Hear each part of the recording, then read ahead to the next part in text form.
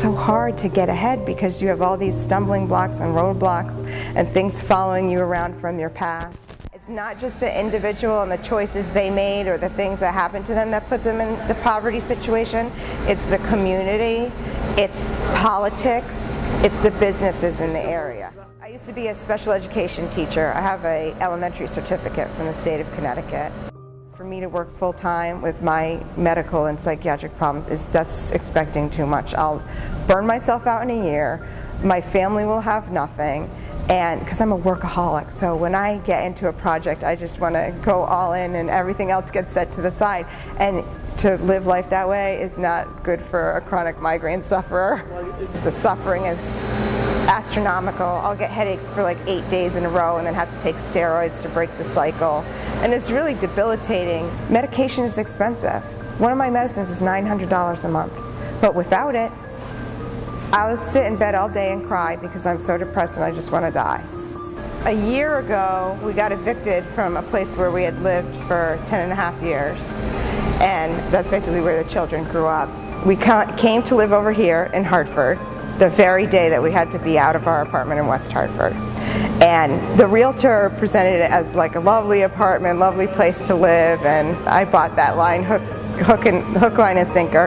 And then we got here, and there are drug dealers you have to pass through to get into the building. The whole building smells like smoke from marijuana all the time. My children's father had kidnapped them from school. So then the police had to come, and then DCF came, and then when I went to renew my teaching license, they wouldn't renew it because he had done this, and so I had a DCF case under my name.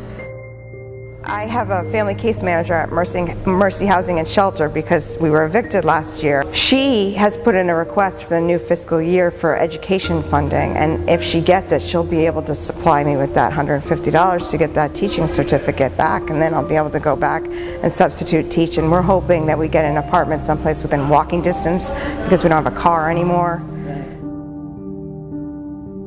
That was one of the hard things being in college, being pregnant by myself. And then raising the 3 of them under the umbrella of being a domestic violence victim. That's why I have post-traumatic stress disorder, and so does my eldest child, because I would be thrown down the stairs, dragged by my hair. I was beaten when I was pregnant. I usually end up carrying this one because there's usually not any room.